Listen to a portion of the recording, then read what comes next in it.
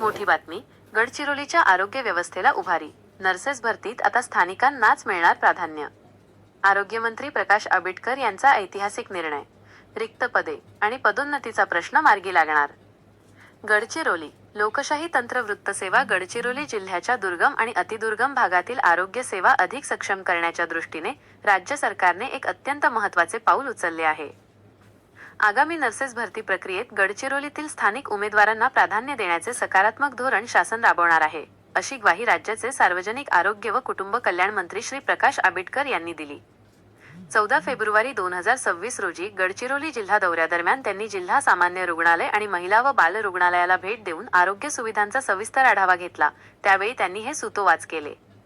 रिक्त पदे आणि पदोन्नतीचे प्रश्न सुटणार.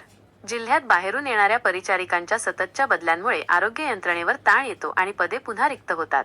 ही समस्या कायमस्वरूपी सोडवण्यासाठी गव्हर्नमेंट नर्सेस संघटनेने आरोग्यमंत्र्यांना साकडे घातले होते. संघटनेच्या निवेदनाची दखल घेत मंत्र्यांनी स्थानिक गुणवत्तेला झुकते माप देण्याचे निर्देश प्रशासनाला दिले आहेत. आरोग्यमंत्र्यांनी दिलेले महत्त्वाचे निर्देश. विशेष भरती मोहीम. रिक्त पदांमुळे आरोग्य यंत्रणेवर येणारा ताण कमी करण्यासाठी तातडीने विशेष भरती प्रक्रिया राबवली जाईल. पदोन्नतीचा मार्ग मोकळा. शैक्षणिक पात्रता पूर्ण केलेल्या परिचारिकांना तातडीने पदोन्नती देण्याची प्रक्रिया वेगवान केली जाईल. ट्युटर क्लिनिकल इन्स्ट्रक्टर पदे. प्रशिक्षणाचा दर्जा उंचावण्यासाठी ही पदे प्राधान्याने भरण्याचे आदेश.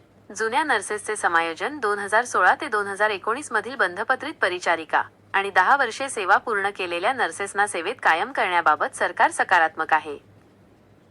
गडचिरोलीसारख्या दुर्गम भागात सेवा देणाऱ्या परिचारिका या आरोग्य व्यवस्थेचा खऱ्या अर्थाने कणा आहेत. त्यांच्या पाठीशी सरकार खंबीरपणे उभे असून त्यांच्या सर्व अडचणी प्राधान्याने मार्गी लावल्या जातील.